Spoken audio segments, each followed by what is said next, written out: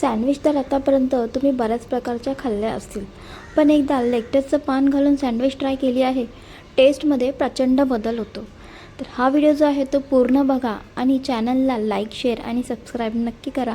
आणि आता तुम्ही मला इंस्टाग्राम आणि फेसबुकवरती सुद्धा नक्की फॉलो करा.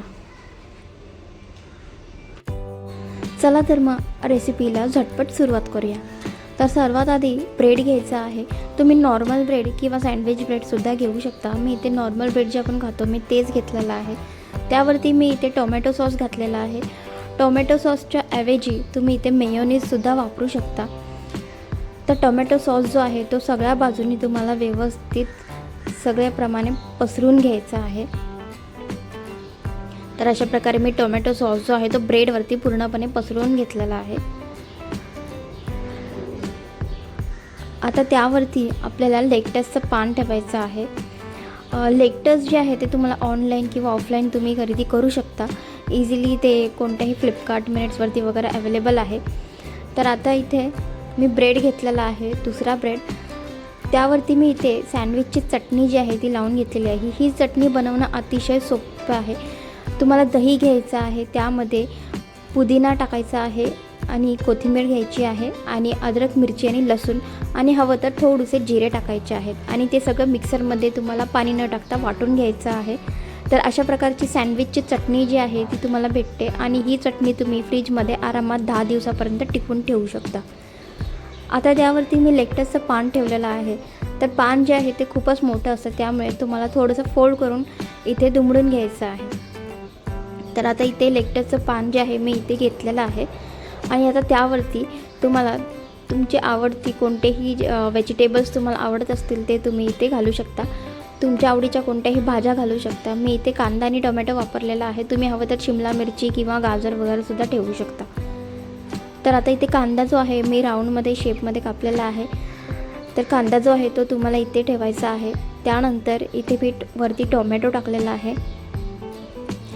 अशा प्रकारे राऊंडमध्ये जर तुम्ही टाकले तर जी आपली सँडविचची जी भाज्या आहेत त्या आरामात इथे सगळ्या बाजूनी तुम्हाला लागतात. आता त्यावरती मी इथे काळी मिरी पावडर टाकलेला आहे, ब्लॅक पेपर पावडर. मीठ नाही टाकायचं आहे कारण नंतर आपण चीज टाकणारच आहोत, त्यामुळे मिठाची इथे गरजच नाही आहे. तर आता काळी मिरी पावडर टाकल्याच्यानंतर मी इथे चीजचा एक मोठा स्लाईस ठेवणार आहे आणि त्यावरती सुद्धा थोडंसं मी काळी मिरी पावडर, ब्लॅक पेपर पावडर जे आहे ते थोडंसं मी घातलेलं आहे. हे टेस्टसाठी आहे, तुम्ही हवं तर अवॉइडसुद्धा करू शकता. तर आता त्यावरती आपण जो टोमॅटो सॉस लावून घेतलेला ब्रेड आहे तो यावरती तुम्हाला ठेवायचा आहे.